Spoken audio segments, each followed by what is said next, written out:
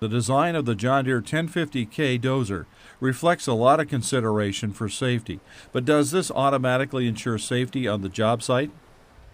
There are many pieces of safety equipment on the Dozer, but there's no assurance that the safety equipment will get the job done unless you use the safety equipment that's on the unit. One of the most important pieces of safety equipment is your seatbelt. Buckle up before you start the engine. The rollover protective structure by itself does not assure your safety in the event of an overturn.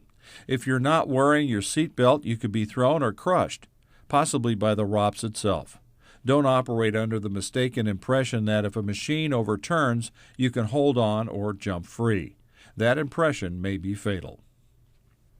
Before starting out, make a quick check of the operational controls. It's better to take a moment now than to find out at a critical moment when it's too late to avoid an accident.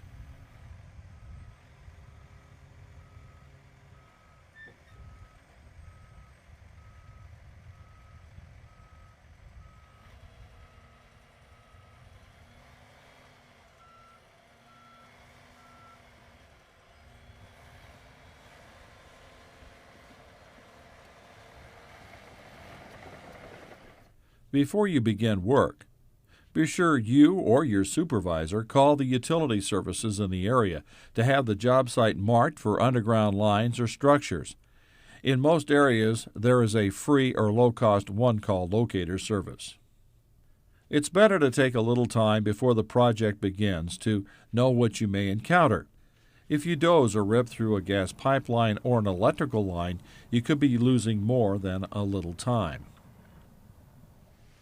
As was mentioned, it's up to you to use your safety equipment, and it's also up to you to use good safety judgment.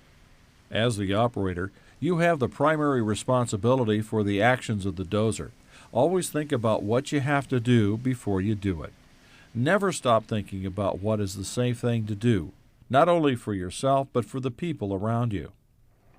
This brings up another important point. There is only one seat and seat belt in the dozer. That's for you, the operator. These machines are not designed for riders.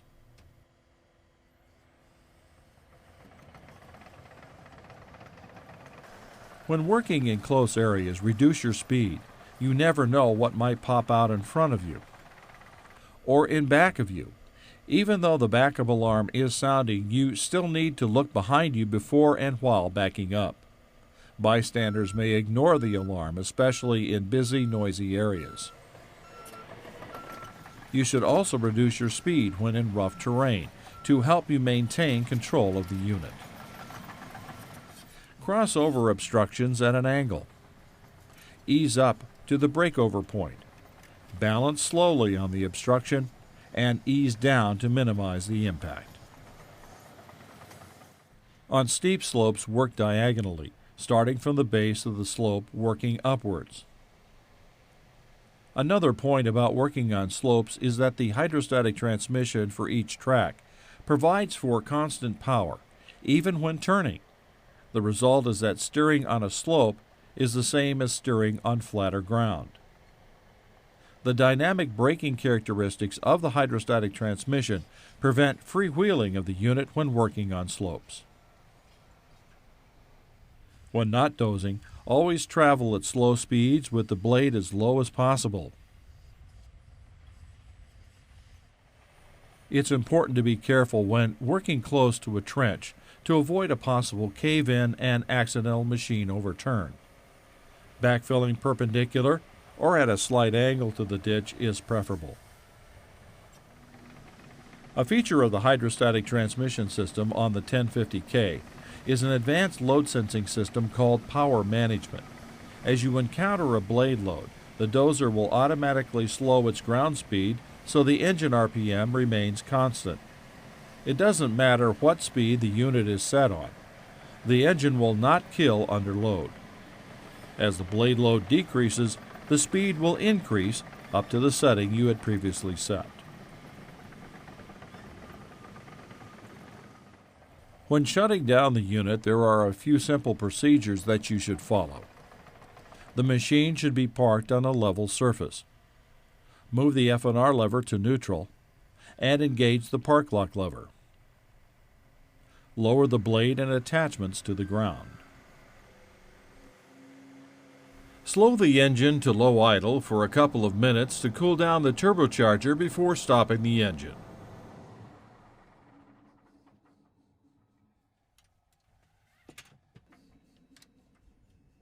If you're shutting down for the day, it's a good idea to lock up the machine. You never know who might drop by.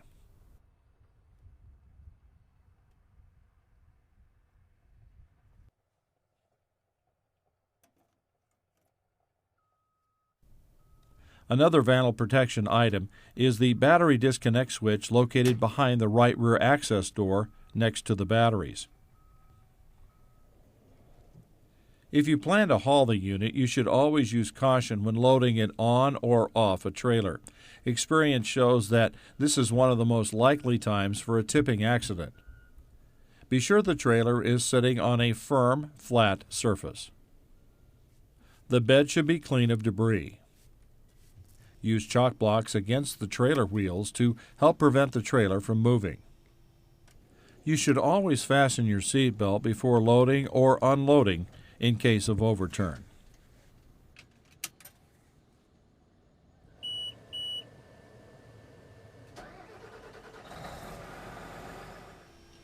It's recommended that you have a spotter to help you line up the dozer as you drive slowly onto the trailer. The end result is that the center line of the machine should be on the center line of the trailer, and the dozer should be also balanced fore and aft on the trailer.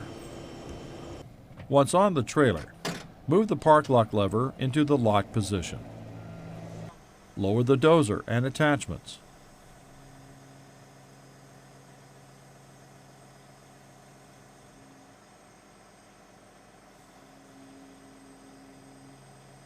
After cool down, shut off the engine.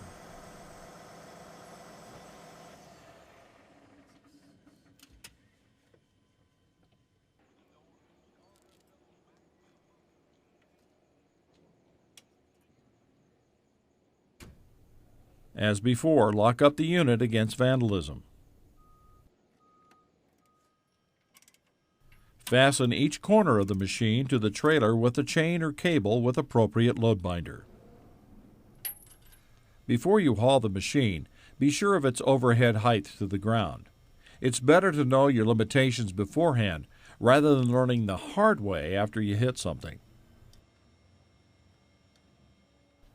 Be sure to banner and flag the trailer in accordance with state and provincial road requirements.